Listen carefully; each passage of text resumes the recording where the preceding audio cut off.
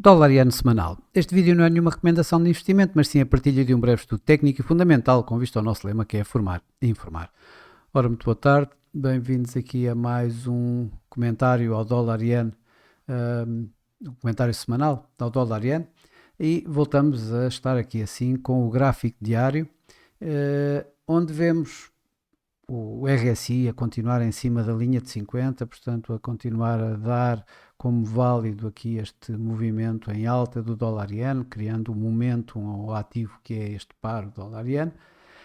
que vimos na semana passada, inclusive vir aqui assim, testar a área que nós tínhamos colocado aqui como área de suporte, por cima mesmo da nuvem de Ishimoku diária. Isto, de alguma forma, um tanto ou quanto surpreendente, ou seja, os mercados começaram a semana a voltar a descontar bastante cortes de taxa de juros nos Estados Unidos por parte da Reserva Federal, mesmo antes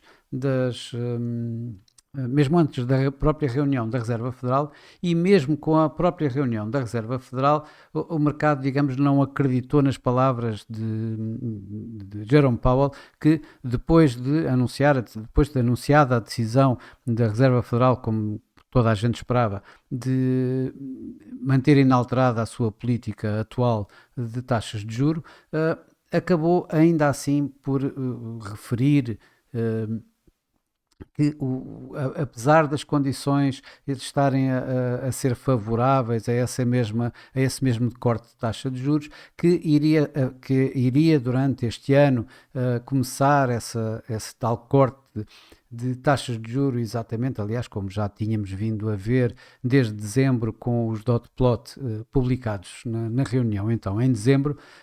mas ainda assim o Fed precisa de ter mais confiança de que a inflação está a ir, de facto, sustentadamente a caminho da sua meta, para os 2%, e só a partir daí é que, haveria condições para a Reserva Federal começar a cortar taxas de juros. Disse, inclusive, é que acharia muito difícil, que era muito pouco provável o corte de taxas de juros em março, que não haveriam ainda dados suficientes para dar essa confiança à Reserva Federal de forma a começar a cortar taxas de juros. E isso, portanto, a meu ver, foi um discurso bastante hawkish, eu diria, mas o mercado não o viu assim, e o mercado é mercado, e começou a vê-lo antes como um discurso bastante mais dovish, ou seja, continuou inclusive a apontar para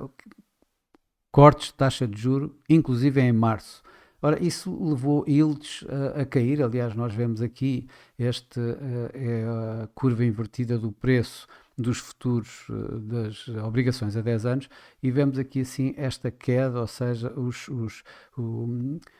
as yields obrigacionistas em queda, o que levaram, digamos, a alguma perda de suporte ao dólar, e isso é visto aqui, vê-se perfeitamente aqui assim, as yields a cair e o dólar também a cair contra o iene. Claro que tudo mudou, como vemos por aqui, tudo mudou com aquele número fantástico que foram os non-farm payrolls, 353 mil novos postos de trabalho, quando o mercado esperava menos de 200 mil, quando nem as melhores, as mais otimistas previsões admitiam este tipo de resultado, e isto obviamente que foi, digamos, o motor para novos ganhos do dólar, para novos ganhos das yields obrigacionistas, como vemos por aqui, e isto levou de imediato a fortes ganhos no próprio dólar, que levou o dólar iene, que estava aqui assim já, digamos, a testar estes níveis em torno dos 146,50, um pouco mais abaixo, inclusive, a voltar para onde está atualmente, já acima dos 148, mesmo dos 148,50, onde se encontra neste momento.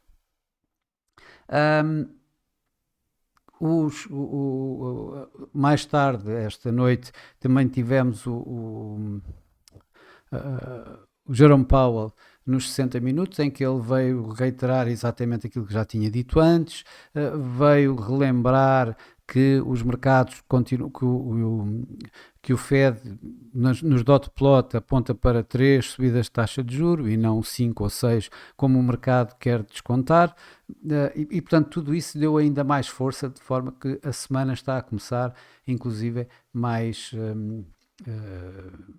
com expectativas mais altas de um dólar mais forte. Isso vê-se perfeitamente aqui contra o próprio iene. Por outro lado,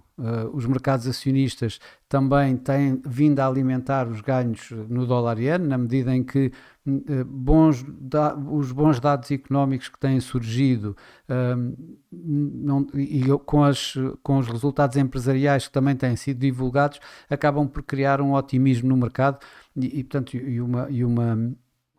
e um sentimento de risco. Este sentimento de risco vai alimentando, digamos, este comboio que é o dólar-iene a continuar a subir. Eu vou puxar um pouco mais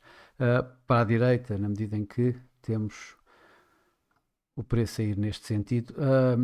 Continuo a dizer que poderemos ter aqui assim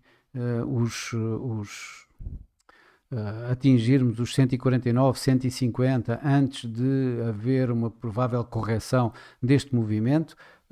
Esta semana é bastante mais ligeira em dados económicos.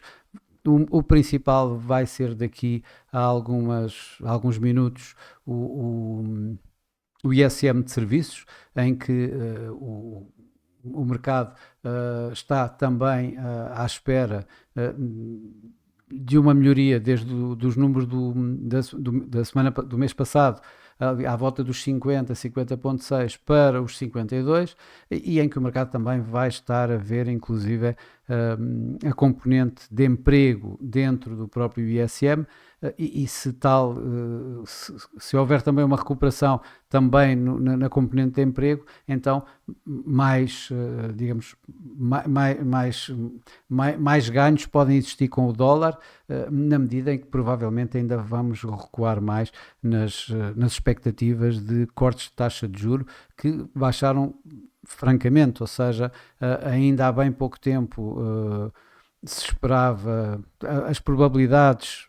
se olharmos para o CME Fed Watch Tool, as probabilidades que dava para um corte de taxas em março rondava os 70%, e já para não falar quando rondava os 80% e quase 100%, mas há bem pouco tempo ainda rondavam os 60%, neste momento estão abaixo de 20%. Inclusive, as probabilidades para maio estão em torno de 50%, quando ainda há bem pouco tempo era um facto consumado de que iria haver um corte de taxa de juros em maio. Portanto, tudo isto vai continuar certamente aqui a dar mais valor ao dólar. A probabilidade do dólar continuar a ganhar face ao iene, tendo em consideração inclusive o diferencial de taxas, é bastante elevado, e portanto é apenas a minha opinião, não é nenhuma recomendação de investimento, como sempre, mas acredito que o dólar-iene possa continuar nesta sua subida, nesta sua tendência ascendente, até uma vez mais aos 149, 150, como digo, antes de vermos provavelmente o Ministério das Finanças japonês a fazer algumas intervenções verbais, tentando colocar aqui alguma água nesta fervura que é o comboio ascendente do dólar-iene. Se bem que, enquanto isto vier bem através dos ganhos do dólar e sem movimentos muito bruscos, até aí poderemos ver a ausência, digamos, do Ministério das Finanças relativamente a essas intervenções verbais durante mais algum tempo, e quem sabe voltar a ver aqueles dados que nós tínhamos visto já anteriormente em novembro, dezembro do ano passado, quando o preço chegou muito perto de um máximo de décadas, em torno dos 152 ienes por dólar. Bom, para já é tudo, resta-me desejar uma boa semana, bons negócios, e para a semana cá estarei com mais um comentário ao dólar-iene. Até lá!